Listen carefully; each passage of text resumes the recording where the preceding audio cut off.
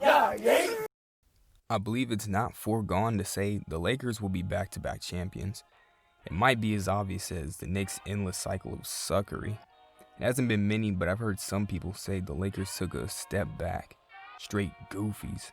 Yes, they parted ways with key pieces such as playoff Rondo, the Dwight and McGee tandem, Avery Bradley, and Danny Green.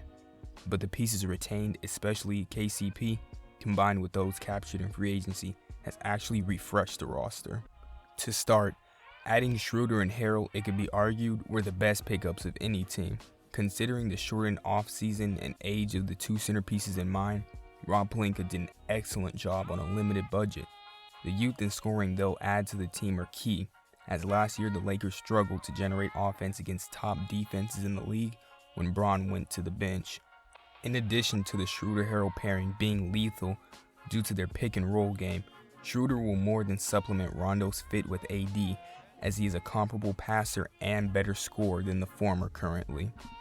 For reference, he shot a career-high 38% from deep last year, and being younger is more willing to drive the ball, thus collapsing the D, granting free throws, a bucket, or a kick-out for three. Trez Harrell will replace the rebounds and putbacks that JaVale and Dwight provided. As such, he'll be one of Bron's favorite targets above the rim and down low, as Harrell has the ability to go one-on-one with 9-footers and a runner in his bag. And no, he isn't the paint presence that Dwight is, but he can pound the glass, having averaged 7 bounds last season and turn back shots, 1 a game last season, with the same ferocity Dwight employed. The pair's arrival essentially grants the LA team young weapons to run the show while the Stars take a 5. Marc Gasol signing, I believe, is what really sealed the deal on Los Angeles going back-to-back. Picking him up allowed the team to maintain its size at the rim. Though he's not an athlete blocking shots, Gasol, who's averaged a block a game for his career, is capable of replicating some of the departed rim protection. This is due to him being a cerebral defender, mainly relying on angles, timing, and position. Furthermore, he still has the DNA from his 2013 Defensive Player of the Year, evidenced by him anchoring the 2019 Toronto Raptors in their championship run. Not just a 7-foot wall, Marc will also bring a reliable tray ball. Though he struggled in the bubble from deep, he hasn't shot less than 34% since taking them in 2017 on 3 attempts a game. In a slightly less hectic 72-game season, I'm positive he'll rise from the prior season's dip. Most importantly, as the only true 5 on the roster to start the season, he alleviates Davis of playing center. At 255 pounds and a prior resident of the Western Conference, Gasol can bang with 7-footers like Jokic, Cat, and Valanciunas, minimizing AD's chance of injury. The introduction of Harrell, coupled with Keith Morris's re-signing, established a high level of grit only the Lakers possess. With mental toughness in recent years, has walked the line between key X factor and overrated intangible, but in the proper setting, it can be a force. Between Bron's statement, Coach Vogel wants his respect, our organization want their respect, Laker Nation want their respect, and I want my damn respect too. And Schroeder demanding the starting point job, this team's players want a chance to succeed and respond when their number is called. Unlike a certain team's duo, the Lakers stars are proven. Adding young, hungry players to this mix will only strengthen their numbers, even if one of them is a little unruly.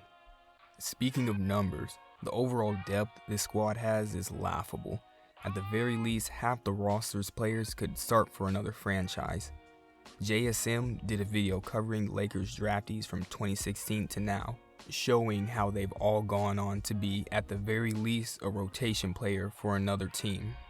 Point being, the scouting for talent and team building the organization has curated brought them to this point.